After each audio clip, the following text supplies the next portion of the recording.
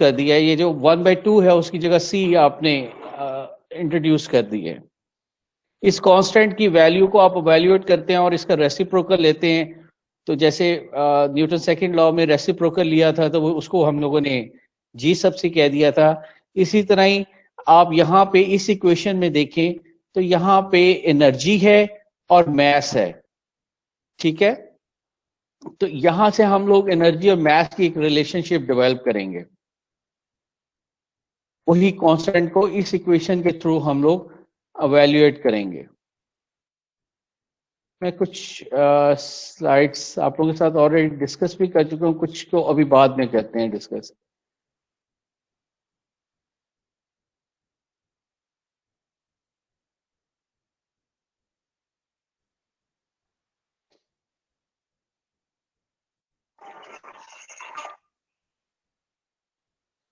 एक मिनट जरा जी,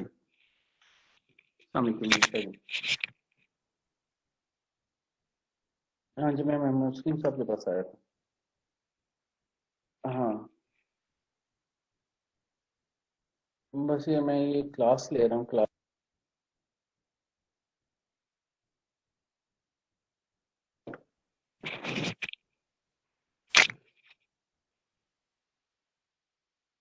जी सामी, आप लोग यहीं पे हैं उम्मीद है।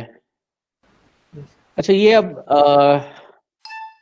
आपके सामने जो स्लाइड मैं लेके आया हूँ, दिस इज, इसके ऊपर आपके पास G sub C की डेफिनेशन लिखी हुई है, ratio of force dimension in absolute system to force dimension in gravitational system. नहीं हो रही सर सॉरी सर, शेयरिंग बंद हो गई। अच्छा शेयरिंग बंद हो गई, सॉरी। मैं मालूम चाहता हूँ, मेरी से प्रॉब्लम आई है। No problem. Thank you ji, आप लोगों ने प्रॉब्लम क्या है कि मेरी हौसला अफजाई की है। आप लोगों को प्रेजेंट हो रहा है सारों को? Yes sir. Yes sir. चलें, गुड हो गया, ठीक हो गया जी, थैंक यू। ये अब आप देखें तो आपके पास G sub C की डेफिनेशन की है। This is just a definition, आप लोग इसको ऑलरेडी ड्राइव कर चुके हैं, आपकी बुक के अंदर भी इसकी डेरिवेशन मौजूद है, आपको ये नोट्स भी मिल जाएंगे, की डेरिवेशन आपको मिल जाएगी। अब जो हम नेक्स्ट चीज पढ़ने लगे हैं वो है J factor, this capital J factor. इसको डिफाइन किया जाता है ratio of energy dimension in gravitational system to energy dimension in absolute system, और बाज़ औक़ात इसको mechanical energy equivalent of heat भी कहा जाता है। ये J फैक्टर जो है, ये जैसे कि आप F = M में यूज करके आप उसको कैलकुलेट करते हैं G sub C को, ये काइनेटिक एनर्जी की उसी तरह ही आप करेंगे तो आपके पास J फैक्टर आ जाएगा। और ये J factor basically conversion factor है बिटवीन फोर्स एंड एनर्जी या हीट, आप इसको कह लें। अब अगर आप इस J फैक्टर को अमेरिकन इंजीनियरिंग सिस्टम में देखें, ये जो सॉरी मैं अब आपके साथ J फैक्टर डिस्कस कर रहा हूं, ये आपकी बुक के अंदर चीजें मौजूद नहीं है, वेयरएज मैं ये समझता हूं कि ये आप लोगों को ये चीजें पता होनी चाहिए, इस वजह से ये आपके कोर्स के अंदर मैंने इंक्लूड की हैं, अदरवाइज ये आपकी बुक के अंदर मौजूद नहीं है, ये आपको नोट्स में मिलेंगी। G sub C आपकी बुक के अंदर है, आपको बुक से भी मिल जाएगा, आपको इन जो आज मैं स्लाइड्स शेयर कर दूंगा ये वाली, इसमें भी आप इस पास अवेलेबल होगा। अब ये J जो है ये फोर्स और एनर्जी का कन्वर्जन फैक्टर है, और अमेरिकन इंजीनियरिंग सिस्टम में इसकी वैल्यू 778.2 है, वेयरएज जब हम MKS सिस्टम या CDS सिस्टम जिसके अंदर MKS सिस्टम में जाउल उसका एनर्जी का बेस यूनिट है, फोर्स का यूनिट आपके पास न्यूटन है, इनकी जो कन्वर्जन है वो 1 है, 1 newton metre is equal to 1 joule, ये जाउल की डेफिनेशन से आता है। इसी तरह ही अगर हम CDS सिस्टम में आए तो वहां पे एनर्जी के यूनिट्स अर्ग्स हैं और फोर्स के यूनिट्स डाइन्स हैं, again the value associated for with this is 1. So there is no significance of this J factor when you will be working in SI system or CGS system, whereas if you will be in American engineering system, आपको इस जे factor को use करना है, because आपका and result, जैसे कि हम लोगों ने पहले देखा था, हमारा एंड रिजल्ट टोटली चेंज हो जाएगा। हम लोगों ने लास्ट टाइम कुछ एग्जांपल एक दो की थी, उसमें मैंने आप लोगों को डाटा बताया था, तो आप लोगों ने वो करके मुझे बताई थी। सिमिलरली इससे नेक्स्ट लाइन में ये जी सबसे की तीनों सिस्टम में वैल्यूज दी गई हुई हैं और अलोंग विद इट्स यूनिट्स। अब इसके बाद एक थर्ड फैक्टर भी इसमें शामिल किया गया है, which is called as a J H factor. ये जे एच फैक्टर बेसिकली जो आपने जे और जी सबसे फैक्टर डिफाइन किए हैं, उन दोनों को मल्टीप्लाई किया गया है। जस्ट उनकी मल्टीप्लीकेशन जो है उसको जे एच फैक्टर कहते हैं।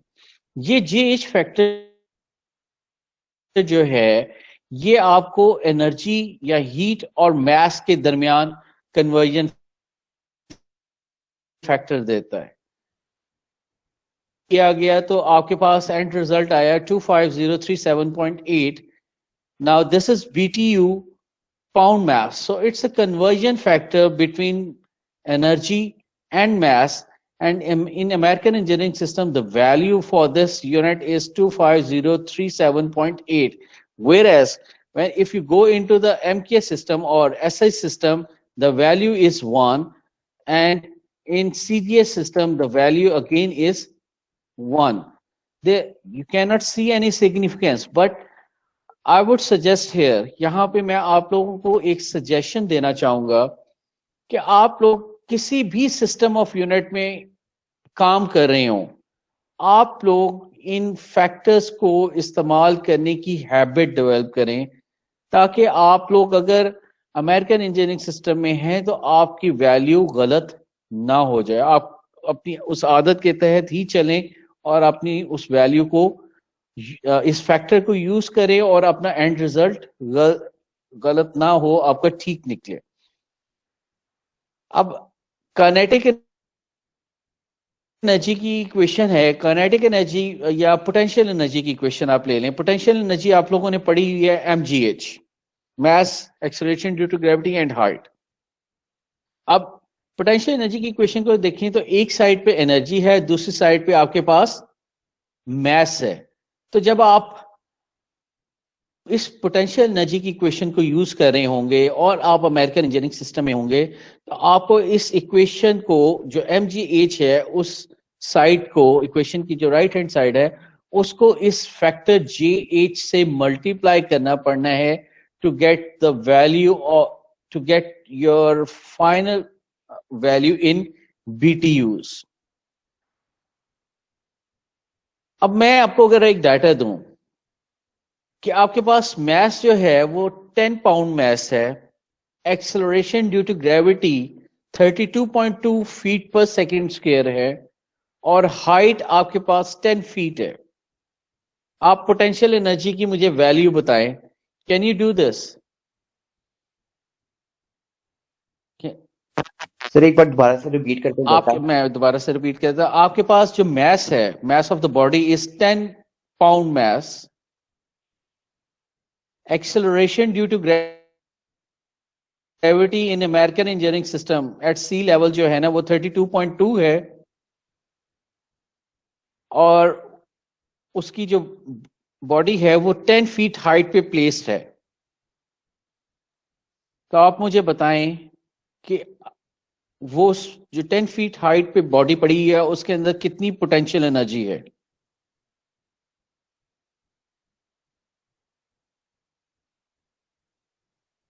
इन BTUs, ब्रिटिश थर्मल यूनिट्स।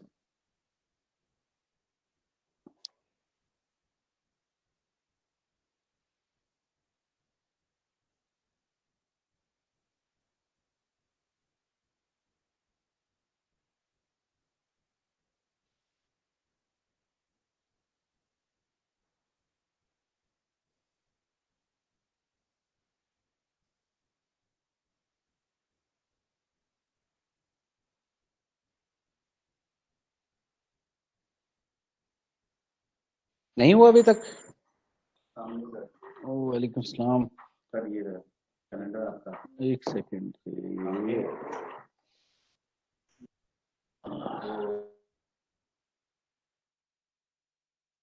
हो गई है।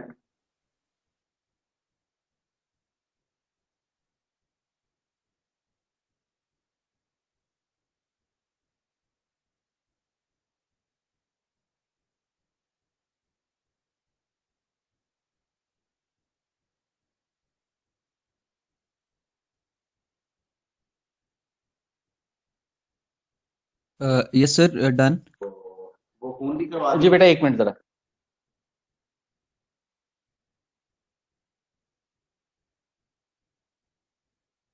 उसकी फीस आ गई है। हाँ जी, वो मेरे पता चल गई।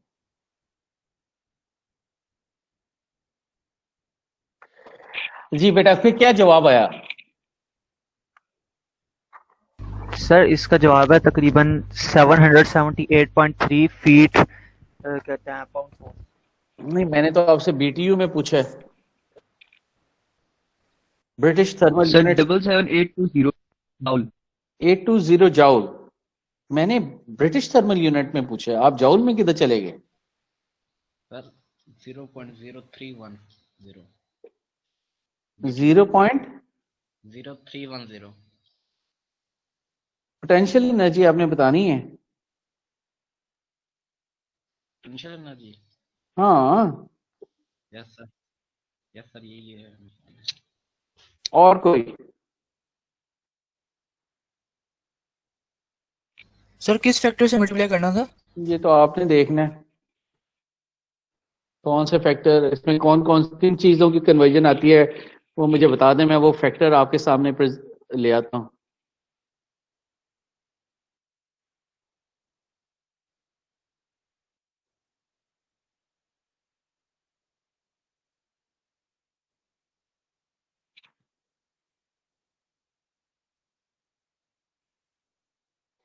अच्छा, एक और चीज भी आप लोग साथ साथ करते जाएं, साथ साथ सुनते जाएं। आप लोगों ने बहुत ज्यादा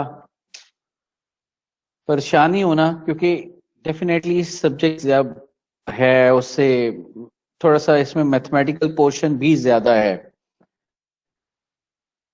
तो आप लोग जब फिजिकल क्लासेस के लिए आएंगे, होपफुली 15 दिन के बाद स्टार्ट कर देंगे फिजिकल क्लासेस, तो ये सारी चीजों की कुछ मैं 1 या 2 मेकअप क्लासेस लेके ये सारी चीजें आप लोगों के साथ फिर दोबारा डिस्कस करूंगा।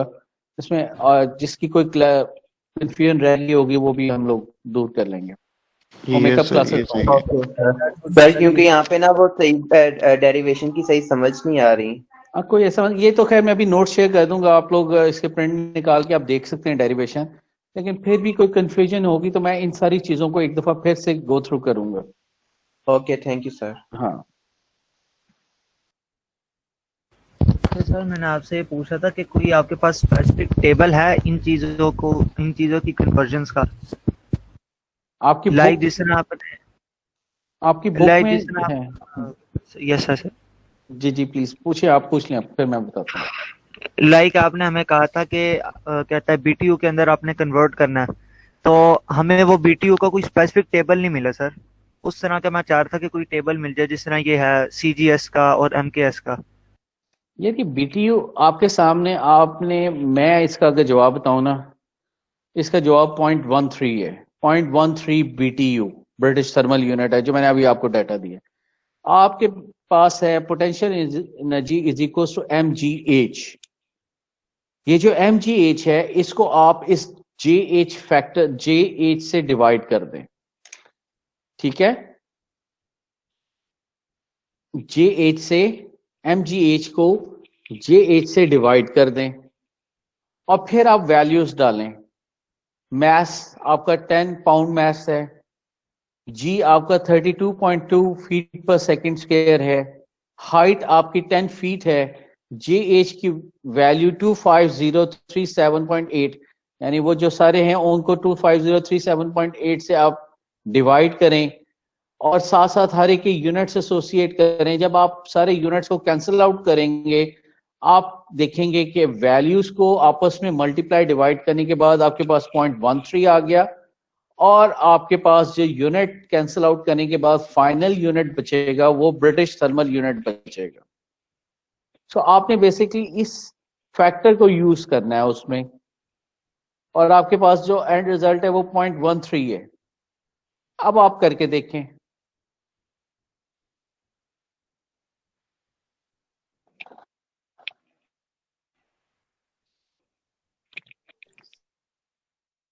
सर आ गया। अगर अभी भी किसी का नहीं आया तो वो मुझे बताए।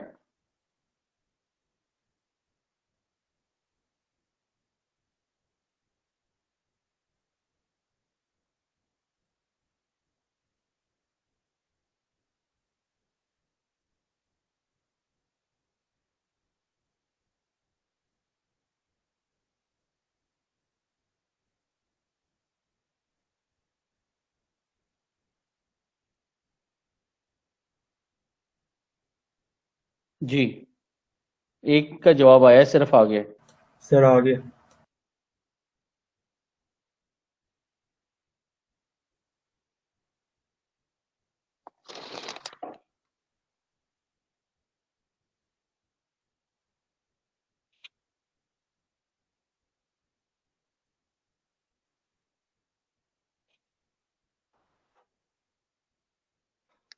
बाकी लोगों में से किसी का जवाब नहीं आया।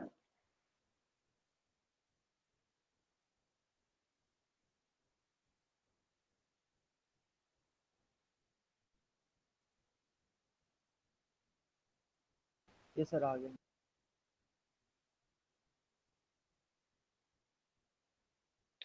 आप लोगों के व्हाट्सएप भी साथ साथ ऑपरेटिव है?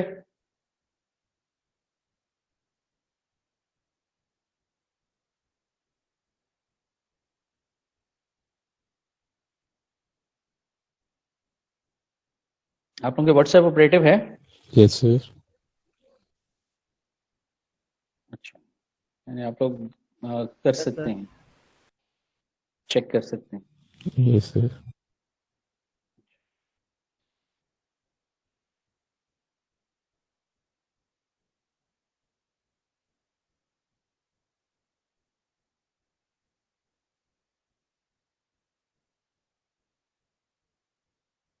मैं इस क्वेश्चन को जो भी आप लोगों को दिया है, ये आप लोगों को व्हाट्सएप पे मैं अपने हाथ से सॉल्व करके शेयर करने लगा।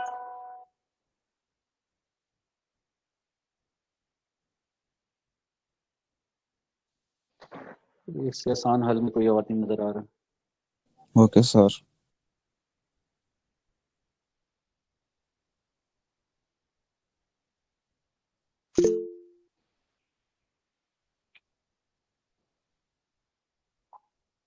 ये आप लोग देखिएगा, मैंने आप लोगों को पोस्ट किया है आपके व्हाट्सएप ग्रुप के ऊपर, तो उसमें कीजिएगा, मैं आ रहा हूँ, उसमें चेक कीजिएगा कि आप लोग इसको अंडरस्टैंड कर गए।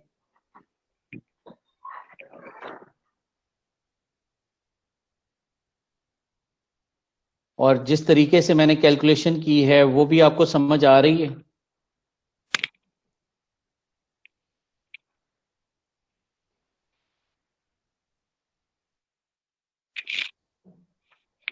देखा है? वैसे आप लोगों को मिल गया? यस सर, सर यही जवाब है मेरा भी। यस सर, मेरा भी यही जो और सॉरी, मैंने ये सेकंड लिख दिया है, सेकंड नहीं, ये BTU है, 0.13 BTU है। सो मैं सेकंड लिख गया हूँ। अगर कहते हैं मैं दोबारा से शेयर कर देता हूँ एक मिनट।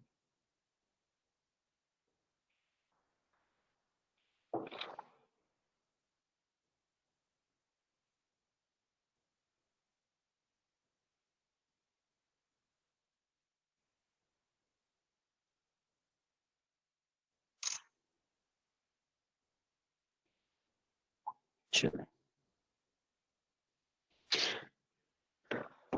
आपने क्वेश्चन सॉल्व करने की भी एक मेथोडोलॉजी देखी कि मैंने क्या अडॉप्ट की है।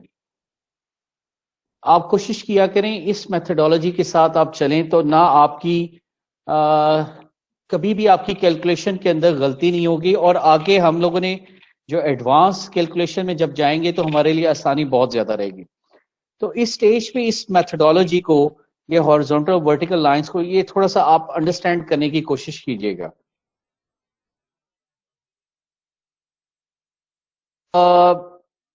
ये तो बात मुकम्मल हो गई। अब हम लोग आ जाते हैं डायमेंशनल कंसिस्टेंसी पे। अब डायमेंशनल कंसिस्टेंसी क्या है? बेसिकली हम लोग कहते हैं कि हमारी डायमेंशनल कंसिस्टेंसी ये है कि हमारी इक्वेशन की लेफ्ट हैंड साइड और राइट हैंड साइड पे जो डायमेंशंस हैं वो सेम होनी चाहिए। Units can be sir different. एक क्वेश्चन है। जी प्लीज पूछिएगा। सर आपने जो ये पिक सेंड किया उसमें जो mgh है उसमें के नीचे ये सेकंड क्यों डिवाइड हो रहा है, सेकंड स्क्वायर? एमजीएच के नीचे सेकंड स्क्वायर डिवाइड हो रहा है। मींस के जो पोटेंशियल एनर्जी हमने जहाँ पे सोल्यूशन किया है वहां पे mgh डिवाइड बाय ja है। जे तो एच वहां है। पे mgh की जो वैल्यूज हैं उसके नीचे एक सेकंड स्क्वायर भी डिवाइड हो रहा है, वो क्यों हो रहा है? जी की वैल्यू, जी के जो यूनिट्स हैं वो फीट पर सेकंड स्क्वायर है ना, ओके ठीक है। तो वो इस वजह से सेकंड स्क्वायर डिवाइड हो रहा है। ठीक है सर, वो बस वही कंफर्म करना था। ठीक हो गया। अच्छा, हम लोग बात कर रहे थे डायमेंशनल कंसिस्टेंसी की। डायमेंशनल कंसिस्टेंसी ये है कि इक्वेशन की लेफ्ट हैंड साइड और राइट हैंड साइड पे आपके डायमेंशंस जो हैं वो सेम होने चाहिए। यूनिट्स कैन बी डिफरेंट, लेकिन जो डायमेंशनल कंसिस्टेंसी की कॉन्सेप्ट एक्चुअल है कि आपकी डायमेंशंस और यूनिट्स दोनों साइडों पे आपके सेम होने चाहिए, तब आपकी इक्वेशन डायमेंशनली कंसिस्टेंट है। अगर कोई भी इक्वेशन डायमेंशनली कंसिस्टेंट नहीं है, यानी उसके यूनिट्स और dimension left hand side right hand side पे डिफरेंट हैं, तो आप ये समझ लें कि आप की इक्वेशन में कोई ना कोई गलती है या कोई वेरिएबल मिसिंग है उसके अंदर। इस डायमेंशनल कंसिस्टेंसी को समझाने के लिए ये एक इक्वेशन ली गई है which is called as a van der Waals equation. आप लोगों ने ये इक्वेशन पढ़ी होनी है। ये वंडर वॉल इक्वेशन बेसिकली जो आपके सामने इस टाइम डिस्प्ले हो रही है वो 1 मोलर गैस के लिए है, इसमें n मिसिंग है। अदरवाइज ये जो P और V की टर्म्स हैं मल्टीप्लाई हो रही हैं, दैट्स इक्वल्स टू nRT होता है। बट फॉर दिस इक्वेशन उन्होंने मोल्स जो हैं वो 1 ले लिए। अच्छा, वो कहते हैं किससे, अब हम लोगों ने जितना अभी तक पढ़ा है ना वो आप लोगों ने वो जो शुरू में एडिशन सब्ट्रैक्शन मल्टीप्लिकेशन यूनिट्स और डायमेंशंस और ये जो अभी वाली खैर बातें इसमें इम्प्लाई नहीं होंगी, लेकिन फिर भी वो जो स्टार्ट में हम लोगों ने पढ़ा है उन सारे कॉन्सेप्ट्स को आप लोग रिकॉल करें और आप लोगों ने मुझे इस चीज का जवाब देना है कि इससे अगर वो डिफाइन करता है कि प्रेशर जो है वो एटमॉस्फेयर में है, प्रेशर के यूनिट्स एटमॉस्फेयर में हैं और वॉल्यूम जो है वो सेंटीमीटर क्यूब में है, तो उसके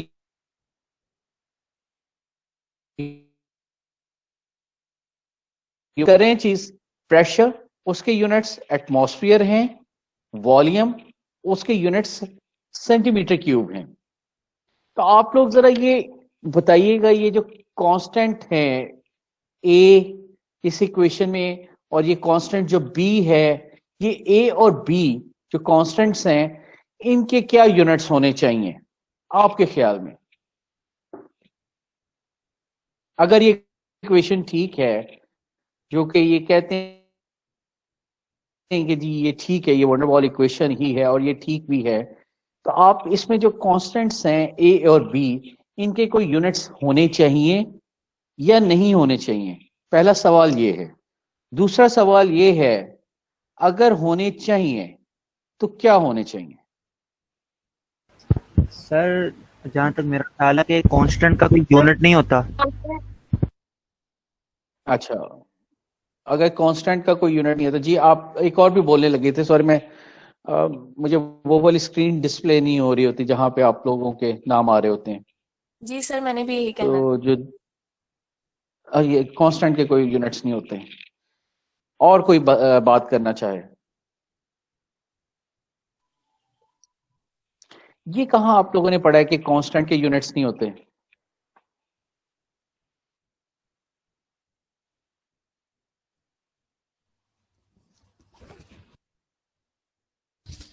जो कांस्टेंट होते हैं उनकी वैल्यू होती है एक प्रॉपर।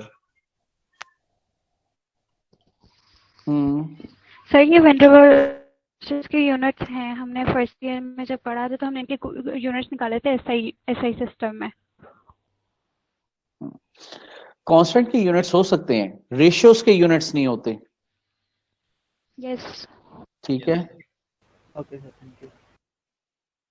हाँ जी। तो वो आप बताएं ये कांस्टेंट के क्या ए, और अगर यूनिट्स इनके कांस्टेंट के यूनिट्स हैं ए और बी के, तो फिर क्या यूनिट्स हैं? अगर प्रेशर एटमॉस्फेयर में है और वॉल्यूम सेंटीमीटर क्यूब में,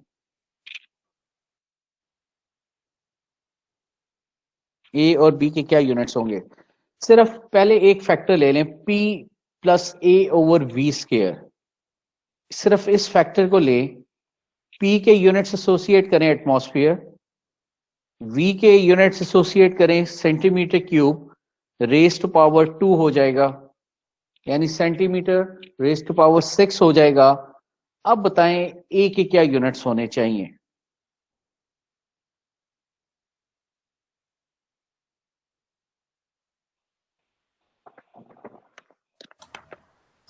centimetre 6 into ATM। Centimetre 6 into, जी जी, ATM एटमॉस्फेरिक प्रेशर। हाँ बिल्कुल, मेरे हिसाब से भी आप बात ठीक कर रहे हैं, लेकिन इसको थोड़ा सा समझा दें कि किस तरह।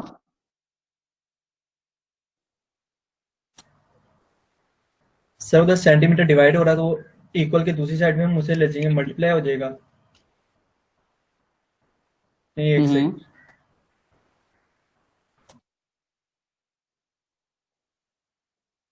आप लोगों के व्हाट्सएप सर ऑन है? साइन का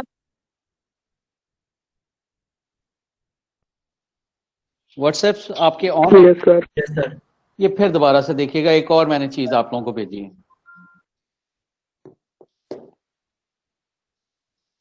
जो बात आपने की है कि ए के units atmosphere centimetre raise to power 6 होने चाहिए, मैं उससे एग्री कर गया था। अब आप उसको एक्सप्लेन नहीं कर सके।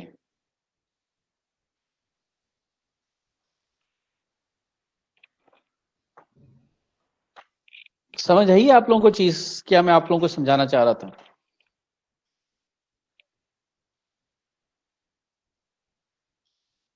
सर इसमें एलसीएम ले लिया है? नहीं, मैंने तो कोई एलसीएम नहीं लिया भाई। मैंने तो सिर्फ प्रेशर के साथ एटमॉस्फेयर लिखा है, ए के साथ उसके यूनिट्स लिखे हैं, वी के साथ उसके यूनिट लिखे हैं, और मैंने ये शो किया है सेंटीमीटर रेज टू पावर 6 और centimetre raise to power 6 denominator और न्यूमिनेटर में कैंसल आउट हो जाते हैं। ए ओवर वी के जो फाइनल यूनिट्स बनते हैं आफ्टर डिवीजन वो एटमॉस्फेयर बनते हैं। अगर अब जो P प्लस ए ओवर सी, क्योंकि इनकी अब यूनिट्स जो हैं वो एटमॉस्फेयर हैं दोनों के, now these two terms can be added up. That is why कि ए के यूनिट्स अगर atmosphere centimetre cube centimetre raise to power 6 नहीं होंगे तो ये दोनों टर्म्स जो हैं वो आपस में एड अप नहीं हो सकेंगे। हम लोगों ने ये बात की थी कि यूनिट्स जो हैं वो सेम होने चाहिए फॉर एडिशन और सब्सट्रैक्शन। ऐसे ही बात की थी पहले लेक्चर में।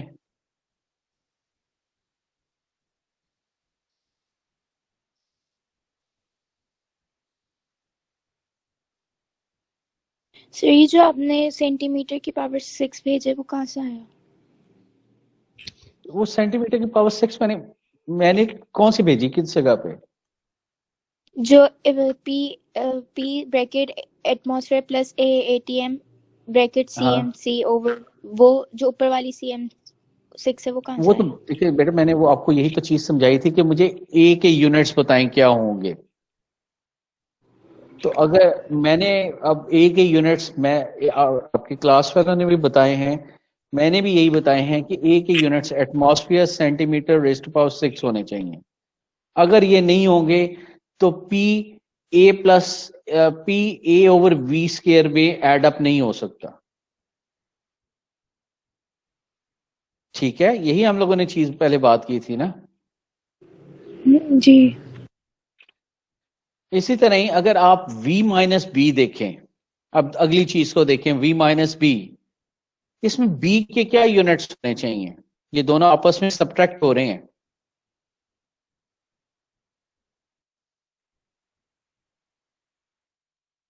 वॉल्यूम के यूनिट्स सेंटीमीटर क्यूब हैं, तो बी के क्या यूनिट्स होने चाहिए?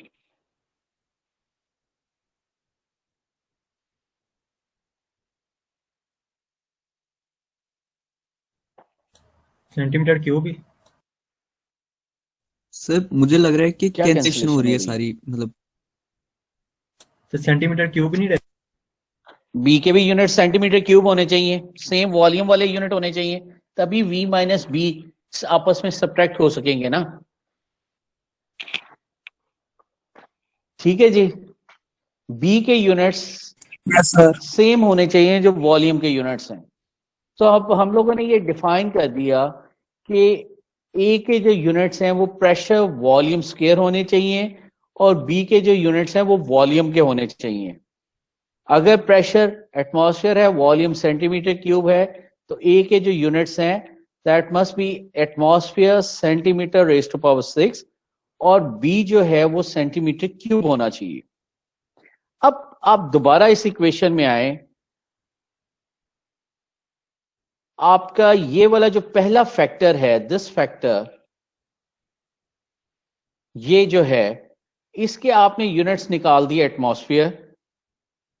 जो ये वाला आपका फैक्टर है सेकंड, इसके आपके यूनिट्स आ गए सेंटीमीटर क्यूब। जब आप इन दोनों को मल्टीप्लाई करेंगे तो आपके पास यूनिट्स आ जाएंगे एटमॉस्फेयर सेंटीमीटर क्यूब। एम आई राइट? Yes sir. यस। यानी आपकी इक्वेशन की अगर हम ये वाली साइड देखें तो यहां पे इस साइड पे यूनिट्स जो हैं वो एटमॉस्फेयर सेंटीमीटर क्यूब बनते हैं।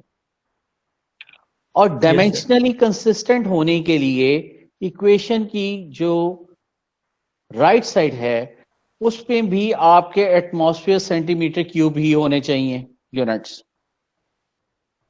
Now I am going to give you an example कि अगर आपका टेम्परेचर रैंकिन में है, सॉरी केल्विन में है, टेम्परेचर जो है इस साइड पे ये आपका केल्विन में है, तो आप आर के यूनिट्स बताएं और आर के यूनिट्स वो आपके होने चाहिए कि आपकी इस साइड पे एटमॉस्फेयर सेंटीमीटर क्यूब यूनिट्स बनने चाहिए। अगर लेफ्ट साइड पे एटमॉस्फेयर सेंटीमीटर क्यूब है तो राइट साइड पे भी एटमॉस्फेयर सेंटीमीटर क्यूब होने चाहिए। अगर नहीं होते तो आपकी इक्वेशन डायमेंशनली कंसिस्टेंट नहीं है या आप आर की गलत वैल्यू चूज कर रहे हैं। So you need to do this work at your homes. अच्छा, मैं लास्ट पार्ट आज के लेक्चर पे जाऊंगा, वो है डायमेंशनलेस नंबर्स। हम लोगों ने अभी तक बात की है कि डायमेंशंस होती हैं, यूनिट्स होते हैं, लेकिन कुछ ऐसे ग्रुप्स होते हैं जिनकी कोई यूनिट्स नहीं होती, मींस टू से कि कोई डायमेंशंस उनकी एग्जिस्ट नहीं करती। आप लोगों ने शायद ये रेनॉल्ड नंबर का नाम सुना हो अपने किसी मैट्रिक या एफएससी के अंदर। नो। आप लोगों ने सुना होगा। इस तरह के बहुत से डायमेंशनलेस ग्रुप्स होते हैं। Reynold number basically D U rho over mu है। डी आपका डायमीटर ऑफ द पाइप होता है, यू आपकी वेलोसिटी को रिप्रेजेंट करता है, रो आपकी डेंसिटी को और म्यू आपकी विस्कोसिटी को। ये आप आगे जाके सेकेंड या थर्ड सेमेस्टर में फ्लूइड मैकेनिक्स पढ़ेंगे, उसके अंदर इसकी बहुत ज्यादा सिग्निफिकेंस है कि जब कोई फ्लूइड फ्लो करता है, फ्लूइड यानी लिक्विड या गैस फ्लो करती है, तो उसकी डायनामिक्स को इस रेनॉल्ड नंबर के थ्रू हम लोग आइडेंटिफाई करते हैं। यह हमें बताता है कि फ्लो जो है वो टर्बुलेंट है, लैमिनार है या ट्रांजिशन है। ये इसकी सिग्निफिकेंस है। इसी तरह ही और बहुत से डायमेंशनलेस ग्रुप्स हैं, जैसे कि प्रांडल नंबर है, हटा नंबर है, ग्रेशॉफ नंबर है। There are many hundreds of dimensionless groups और हर एक की अपनी अपनी सिग्निफिकेंस है। हटा मॉडुलस की ये सिग्निफिकेंस है, वो हमें ये बताता है कि जो एक कोई रिएक्शन हो रहा है वो आपकी इंटरफेस के ऊपर हो रहा है गैस साइड पे हो रहा है, लिक्विड साइड पे हो रहा है, वो हर हर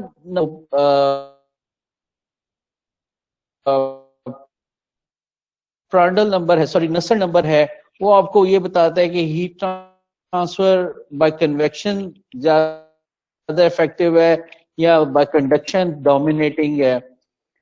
तो हर एक डायमेंशन, यहाँ पे इस रेनॉल्ड नंबर की बात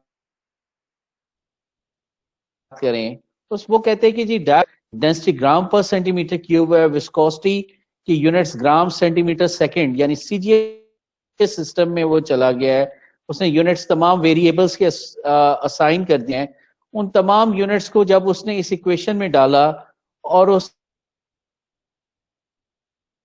देखा कि तमाम यूनिट्स आपस में कैंसल आउट हो गए, आपके पास एट द एंड कोई यूनिट्स नहीं बचे। नंबर्स होते हैं इन आपके लिटरेचर के अंदर, या आप आगे जो कैलकुलेशन करेंगे या आगे जो स्टडी करेंगे अपने इंजीनियरिंग के अंदर, उसमें आपके सामने अपीयर होंगे। और ये रेशियोज होती हैं, इनके कोई यूनिट्स नहीं होते। मसलन अगर मैं रेनॉल्ड नंबर को डिफाइन करना चाहूं तो मैं ये कहूंगा it's the ratio of inertial forces to viscous forces. ठीक है, अगर विस्कस फोर्सेस डोमिनेट कर रही होंगी मैं कह दूंगा जी लैमिनार फ्लो है, अगर इनर्शियल फोर्सेस डोमिनेट कर रही होंगी मैं कह दूंगा जी टर्बुलेंट फ्लो है। So there are significance of these numbers, but these numbers has no units। ये ratios हैं, ये dimensionless groups हैं, dimensionless numbers हैं, इनके साथ कोई यूनिट्स नहीं आएंगे।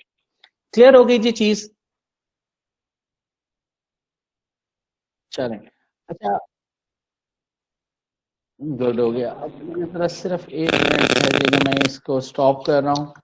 Yes sir. प्रेजेंटेशन को एक Yes, चीज sir. मैं जरा ओपन कर लूँ और फिर मैं आप लोगों के साथ फाइनल बात भी कर लूँ जो मैंने करनी है।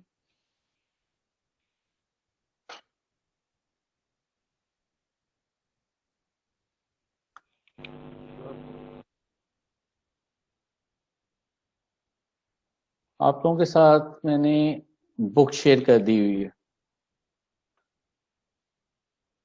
ऐसे ही है जी आपके वहां पे।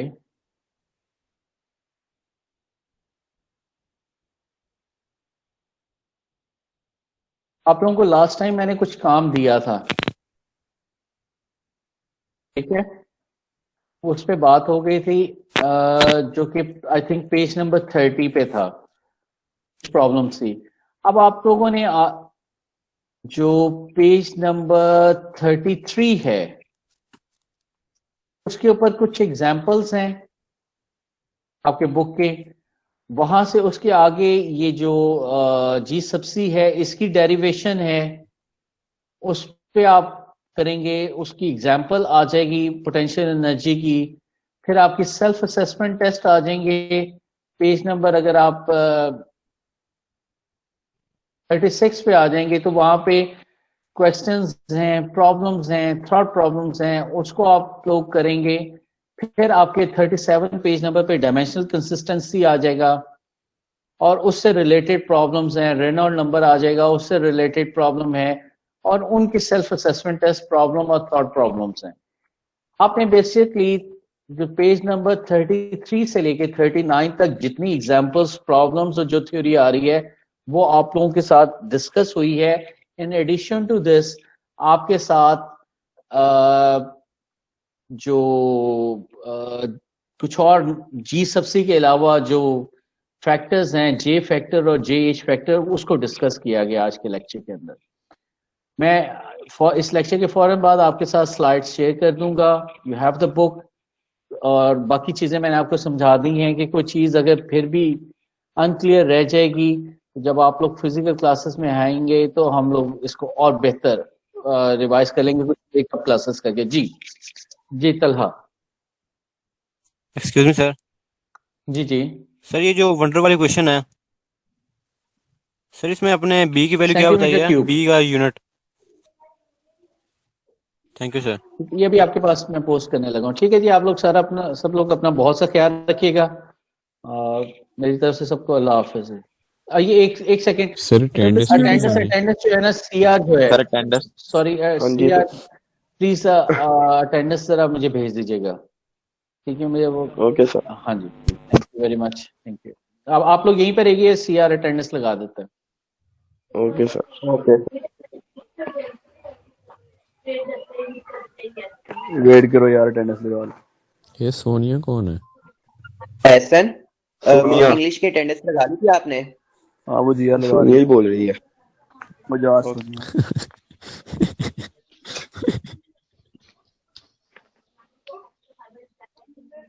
अच्छा कौन कौन है इधर? सोनिया है यहाँ पे। बैब सोनिया। मैं तो बंदा बन जाएगा। अच्छा ये देखना भी भूल जाएगी। बैब तेरा रोल नंबर? मेरा रोल नंबर 2 है। प्रेजेंट है। अब्दुल्ला मकबूल। अब्दुल्ला पैसेंजर मकबूल। स्क्रीनशॉट ले लो। स्क्रीनशॉट नहीं मैंने स्क्रीन ले लिया है, हम लगा लेंगे। देखा? ओके हो गया, गुड हो गया। कुछ तो एक्सीलेंट हो गया। जरासीम है।